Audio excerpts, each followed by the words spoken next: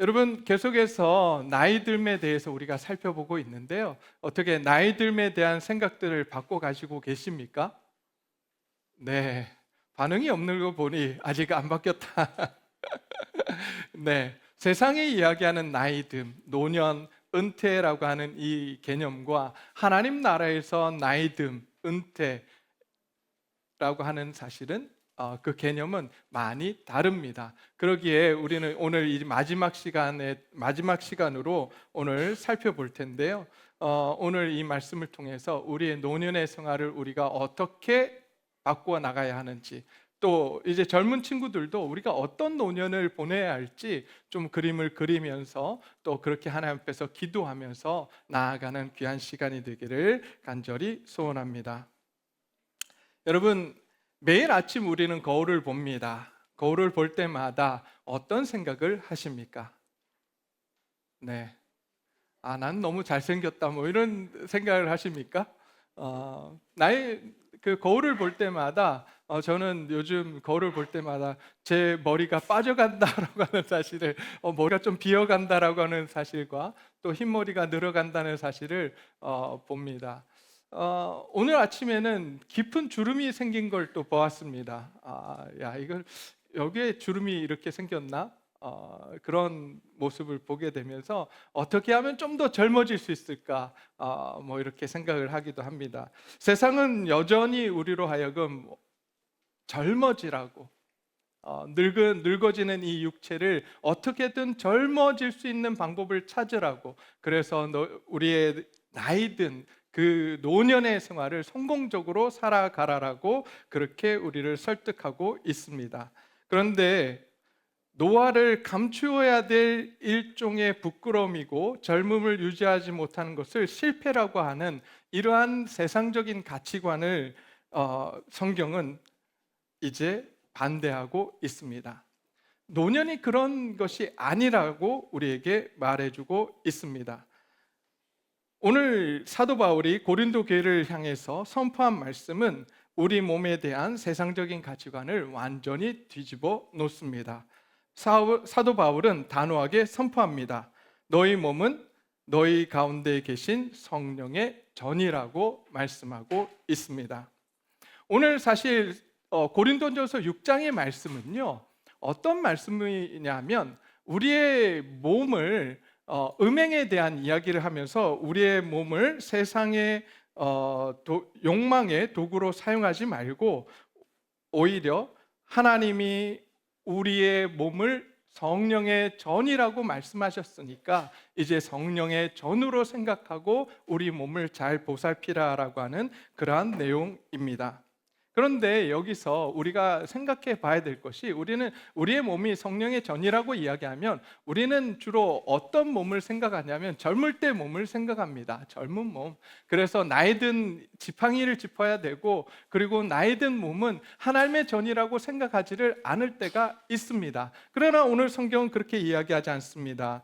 젊은 몸뿐만 아니라 병든 몸, 늙어진 몸, 약해진 몸도 모두 하나님이 거하시는 거룩한 전이다, 성전이라고 우리에게 말씀해주고 있습니다. 어쩌면 매일 약봉지를 곁에 두어야 하고 지팡이에 의지해서 한 걸음씩 무겁게 발을 내딛는 노년의 몸, 세월의 풍파를 고스란히 겪어낸 지친 육신 역시 하나님께서 거하시는 거룩한 성전이라고, 하나님의 전이라고 선포하고 계시는 것입니다.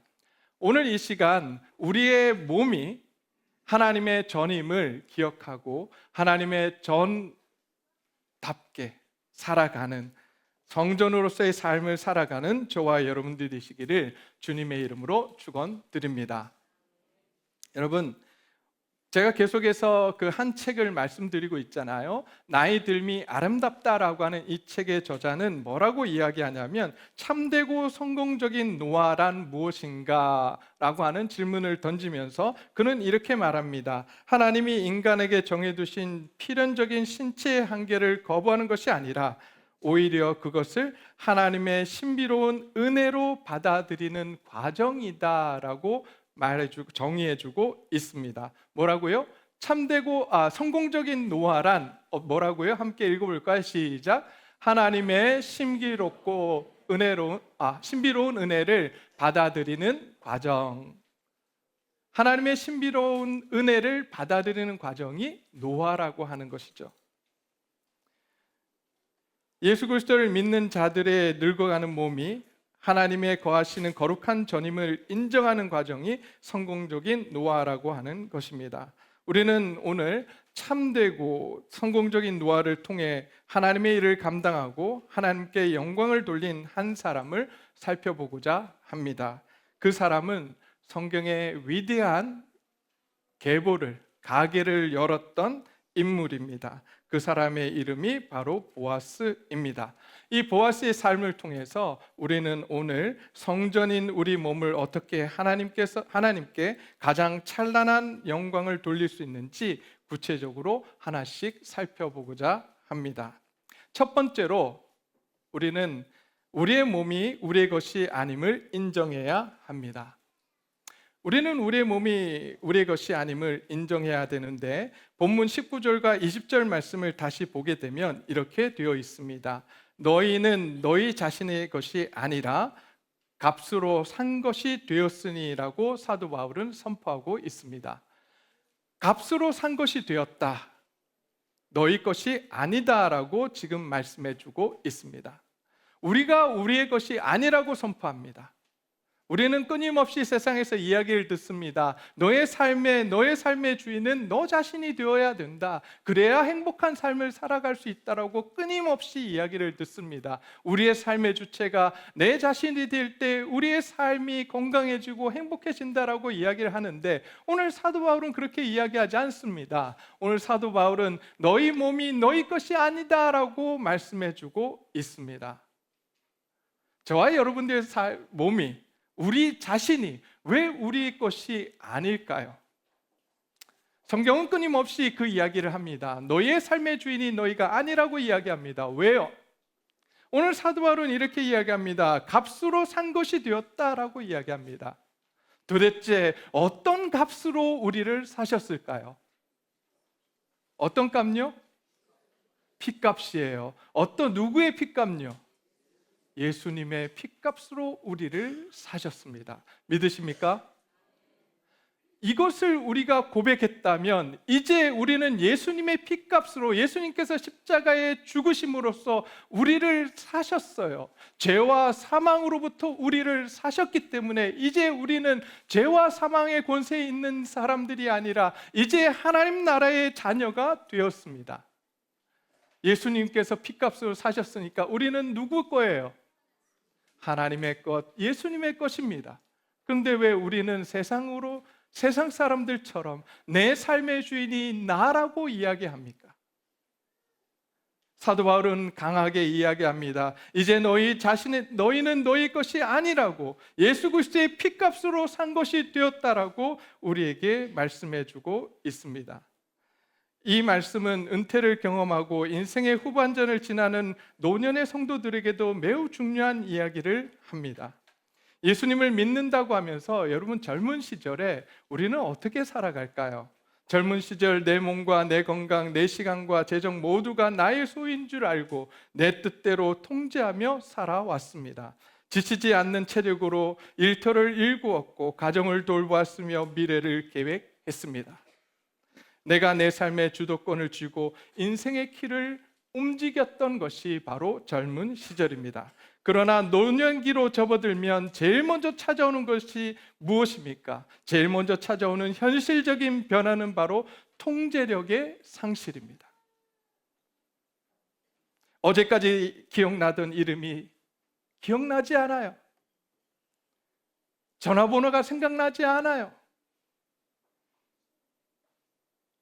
마음은 저만치 가 있는데 몸은 여기 이 자리에 다리가 움직이지 않는 그러한 상황 가운데 있는 것이 노년의 삶입니다. 내 몸을 내가 통제할 수 없어요. 내 기억력을 내가 통제할 수 없어요. 이러한 통제력의 상실 가운데 통제를 잃어버리는 순간이야말로 내 삶의 주권을 하나님께 이양할 수 있는 은혜의 기회라고 저자는 이야기를 합니다. 우리가 통제력을 잃어버리는 그 순간, 내 삶의 주인이 누구인지를 깨닫게 되는 순간이라고 하는 거죠. 그러니까 이 저자는 뭐라고 이야기하냐면, 노년이 되면 노년이 될수록 하나님이 나의 주인 되심을 인정할 수 있는 가장 좋은 기회라고 이야기하는 거예요. 하나님이 나의 삶의 주인 되심을 고백할 수 있는 가장 좋은 시간이 언제이냐? 노년이라고 하는 거예요. 맞습니까? 네, 동의를 안 해주시는. 모르겠어요. 제가 저의 삶을 뒤돌아보면, 짧은 저의 삶을 뒤돌아봐도 20대, 30대 때는 저의 혈기가 넘쳤어요. 그래서 우리 그 중고등부 그 주말하기 그 찬양팀 할 때도 우리 아이들 정말 제가 옳다고 생각하는 대로 막 막 야단치고 그리고 막 했거든요. 우리 그 청년들이 저를 되게 무서워했었어요. 지나고 보니 그게 다 제 주관대로 했던 거더라고요. 감사한 건 그럼에도 불구하고 하나님이 그들의 삶을 이끌어 주셨다는 거예요. 제가 그렇게 살았음에도 불구하고 하나님께서 그들의 삶을 엉망으로 만들지 아니하시고 내 생각과 내 뜻대로 했음에도 불구하고 그들의 삶을 이끌어 주셔서 감사하지, 제가 제 마음대로 살았던 그 혈기 있는 그 순간대로 지금도 산다고 한다면 아마 하나님의 일을 감당하지 못할 겁니다. 근데 시간이 지나면 지날수록 저의 기억력이 없어져요. 죄송합니다. 아직도 젊은데 기억력이 없어서. 근데 가끔 제가 우리 청년들의 이름을 부르려고 얼굴은 기억이 나고 얼굴은 쳐다보는데 이름이 기억이 안 나요. 가끔 집사님들이 제 마음을 읽고 누구라고 이야기를 해줄 때가 너무 감사해요. 은혜예요. 어떻게 내 마음을 그렇게 잘 아는지. 제가 제 삶의 주인이 될 수 없으면, 나는 내 삶에 내가 주인이라고 생각했는데, 내가 할 수 있다고 생각했는데 그러지 않다라고 하는 사실을 나이가 들면 들수록 깨달아가는 삶이라고 하는 것이죠. 노년이라고 하는 것이 그런 것입니다. 우리는 지금까지 노년이 되면 아무것도 할 수 없는 자리라고 생각했는데, 오히려 반대로 보니까 지금까지 내 삶에 내가 주인이라고 살아왔는데, 통제력을 갖고 살아왔는데, 노년이 되면 노년이 될수록, 나이가 들면 나이가 들수록 그 통제력을 잃어버려요. 그러면서 깨닫게 되는 게 무엇이냐면, 내 삶의 주인은, 참 주인은 내가 아니라 하나님이시구나.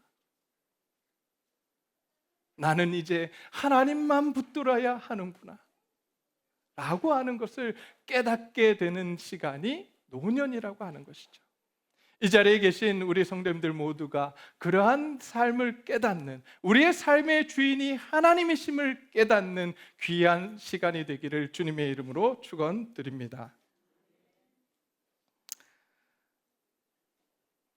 여러분, 성경에 등장하는 보아스는 어떠한 사람인가 보았더니, 이 보아스는 베들레헴에서 모르는 사람이 없을 정도로 유력한 사람이었습니다. 재산도 많았습니다. 뿐만 아니라 가문의 어른이었습니다. 또 수많은 종들을 거느렸고 큰 영향력을 행사할 수 있었던 사람이었습니다. 그런데 그가 했던 것은, 그 많은 권력과 부와 명예를 가지고 했던 것은 자신의 사욕을 위해서 살아가지 않았습니다. 사적인 쾌락이나 안위만을 위해 살아가지 않았습니다. 오히려 그는 자기 몸과 소유가 하나님의 뜻을 이 땅에 구현하기 위한 성령의 도구임을 알았던 하나님의 사람이었습니다. 내 것이 내 것이 아님을 인정한 하나님의 사람이었던 것입니다. 저와 여러분들이 이러한 삶을 살기를 소원합니다.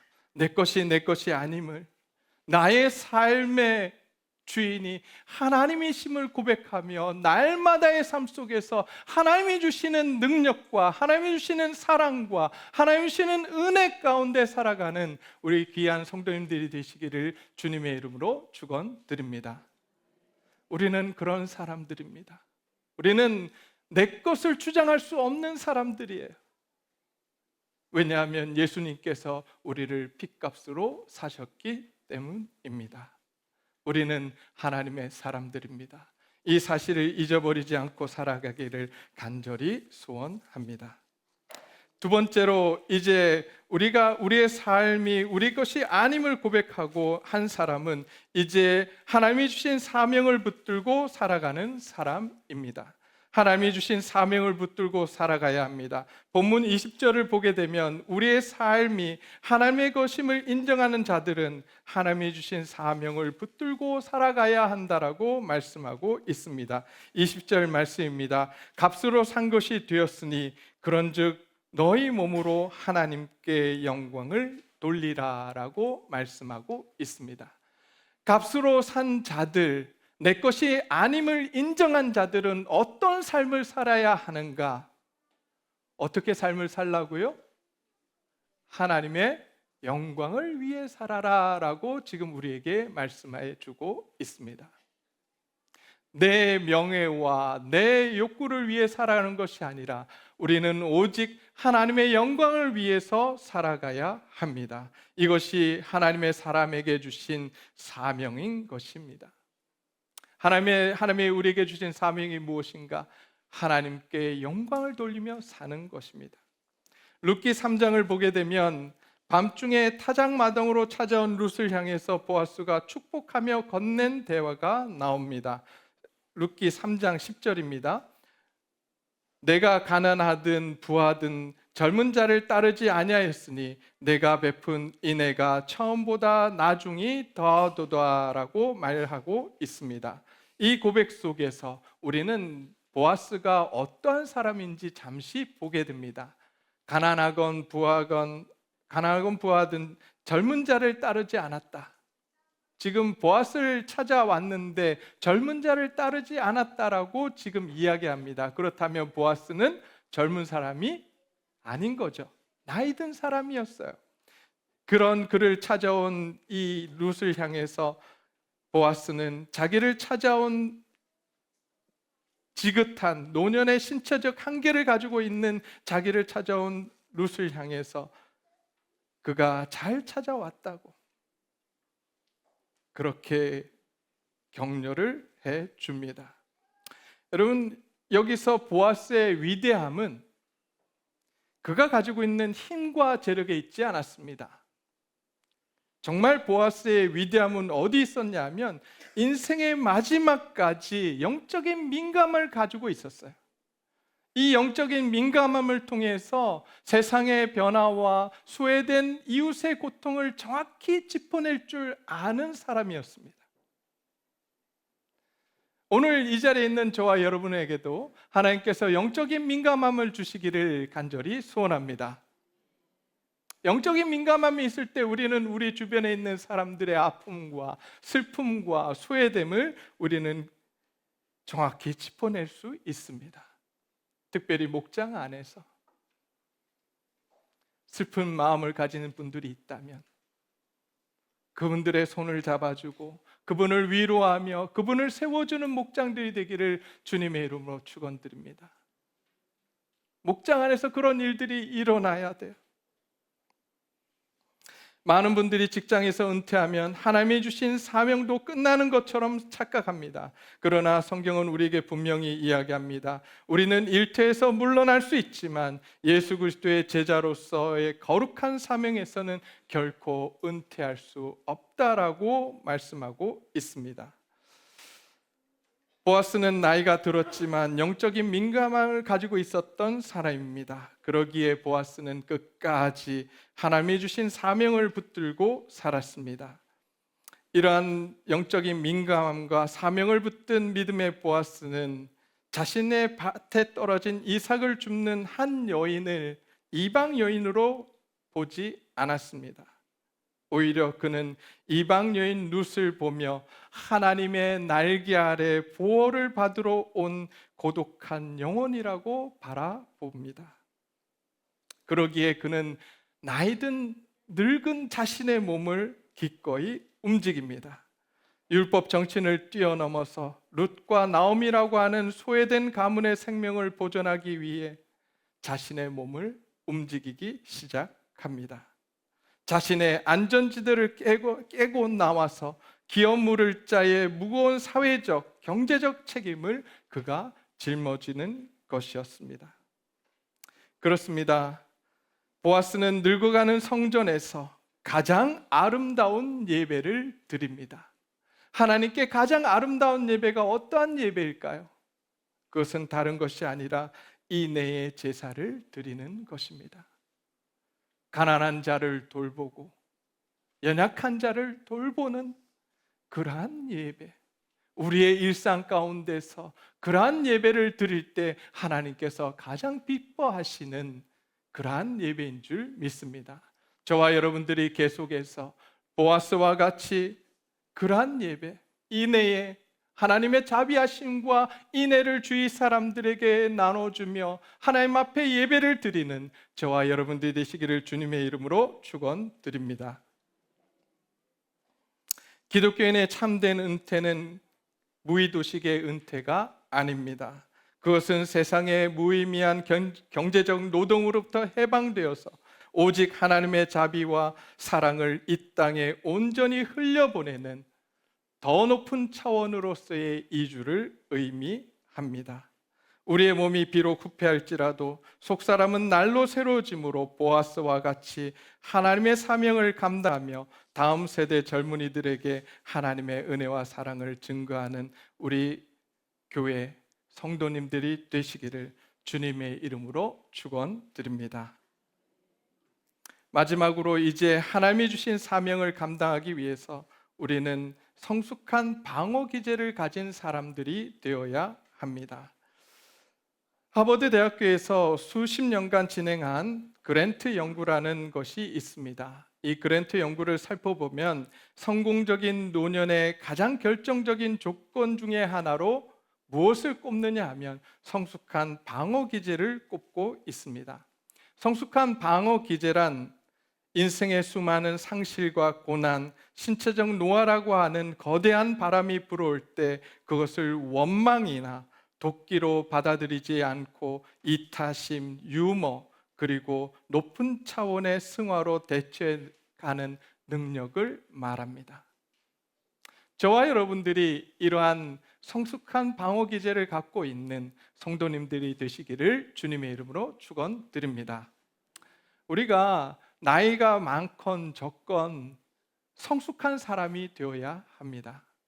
남이 우리에게 잘못된 이야기를 하고 또 여러 가지 어려움을 줄 때에 그것을 원망으로 받아들이지 않고 오히려 그것을 이타심으로 또 혹은 더 높은 차원으로 받아서 기도로 나아가는 그러한 성숙한 방어 기제를 가질 때에 하나님께서 우리의 삶 가운데 놀랍게 역사해 주실 줄 믿습니다.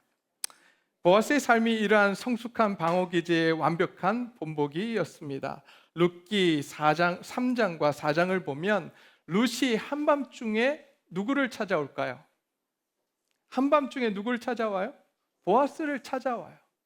그런데 여러분, 그 한밤중에 여인이 남자가 자고 있는 그 밤에 찾아와서 옆에 누울 때에 보아스는 어떻게 대처해야 했을까요?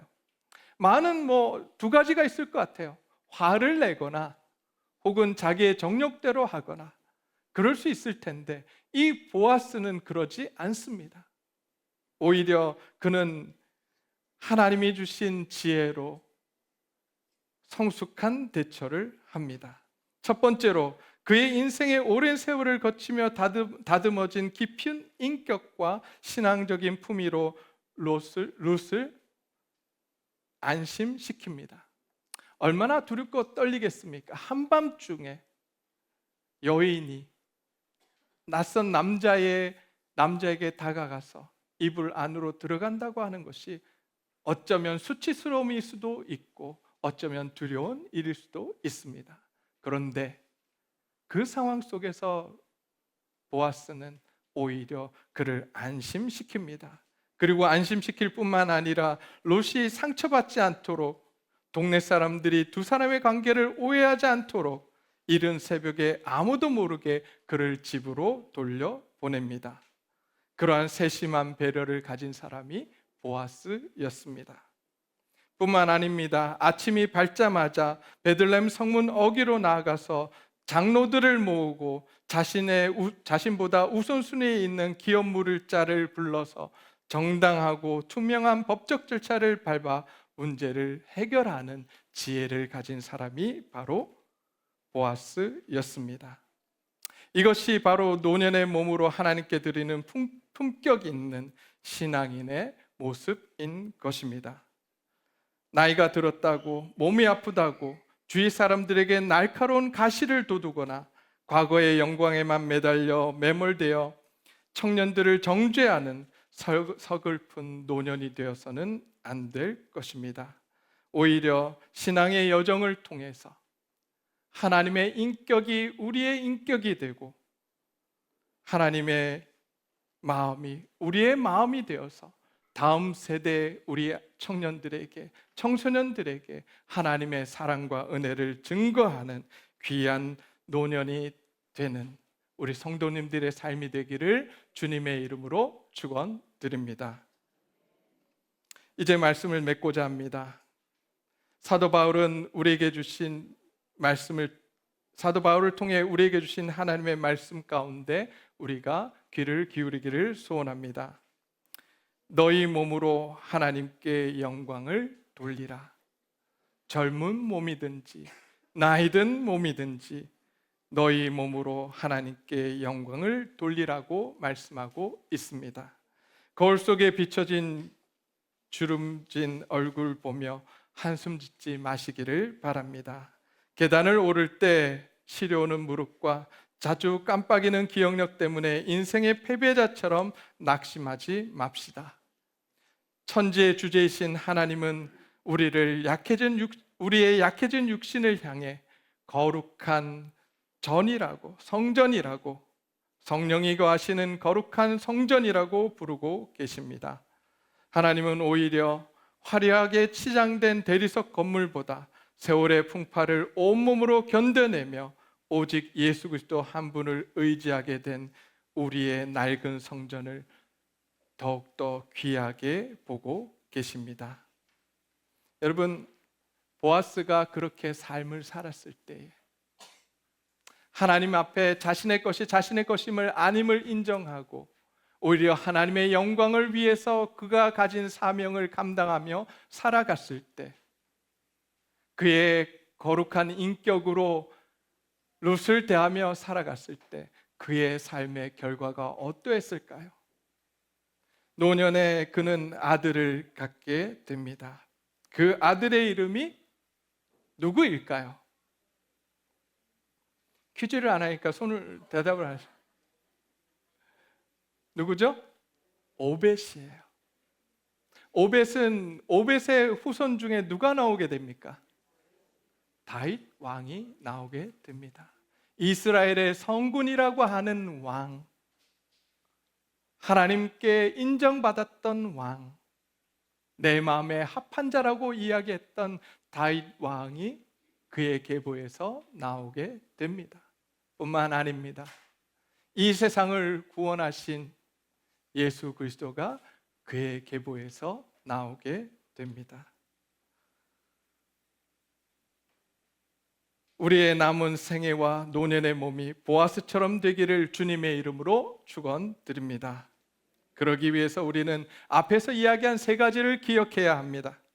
첫 번째, 우리의 삶의 주인이 하나님이심을 인정해야 합니다. 두 번째, 우리가 살아가는 동안 하나님의 자비와 사랑을 실천하는 선교적 사명, 하나님께만 영광을 돌려드리는 선교적 사명을 우리는 가져야 합니다. 마지막으로 성숙한 방어 기제를 가진 사람으로 다음 세대에 하나님의 사랑과 은혜를 증거하는 삶이 되어야 할 것입니다.